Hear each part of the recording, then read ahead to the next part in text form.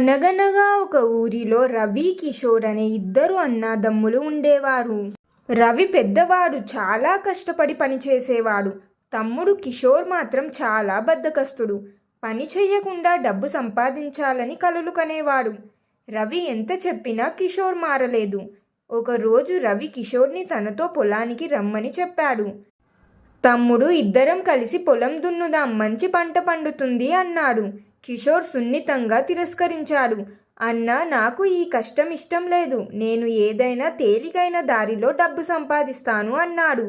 రవి నవ్వి, సరే నీ ఇష్టం అని ఒక్కడే పొలం దున్నడం మొదలుపెట్టాడు. కొన్ని నెలల తరువాత రవి పొలంలో బంగారం లాంటి ధాన్యం పండింది. ఊరంతా అతని కష్టాన్ని మెచ్చుకుంది.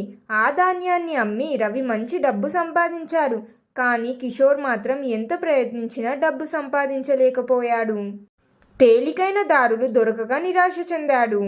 అప్పుడు కిషోర్ అన్న దగ్గరికి వచ్చి, అన్నా, నేను చాలా పొరపాటు చేశాను. కష్టపడకుండా డబ్బు సంపాదించడం అసాధ్యమని ఇప్పుడు నాకు అర్థమయ్యింది అని పశ్చాత్తాపం పడ్డాడు. రవి నవ్వి తన తమ్ముడి భుజంపై చెయ్యి వేసి, తమ్ముడా, కష్టపడడమే నిజమైన సంపద. శ్రమతో సాధించే విజయం మనకు ఆనందాన్ని, గౌరవాన్ని ఇస్తుంది. కష్టం లేకుండా వచ్చే డబ్బు శాశ్వతంగా ఉండదు అని చెప్పాడు.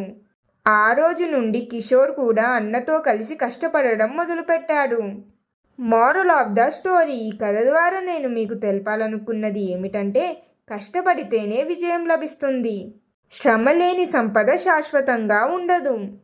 అసలు శ్రమ లేకుండా ఈ రోజుల్లో డబ్బు సంపాదించడం చాలా కష్టం. మరి మీరేమంటారు? మీ అభిప్రాయం ఏమిటో కామెంట్స్లో తెలియజేయండి. నేను చెప్పిన ఈ కథ కరెక్ట్గా అనిపిస్తే ఎస్ అని కామెంట్స్లో రాయండి. మరి ఈ కథ నచ్చితే తప్పకుండా లైక్ చేయండి. మీ ఫ్యామిలీ అండ్ ఫ్రెండ్స్ తోటి కూడా షేర్ చేయండి. ఇంకెన్నో మంచి కథల కోసం ఇప్పుడే మన ఛానల్ని సబ్స్క్రైబ్ చేయండి. ఇంకొక మంచి వీడియోతో మళ్ళీ కలుద్దాం. ధన్యవాదాలు.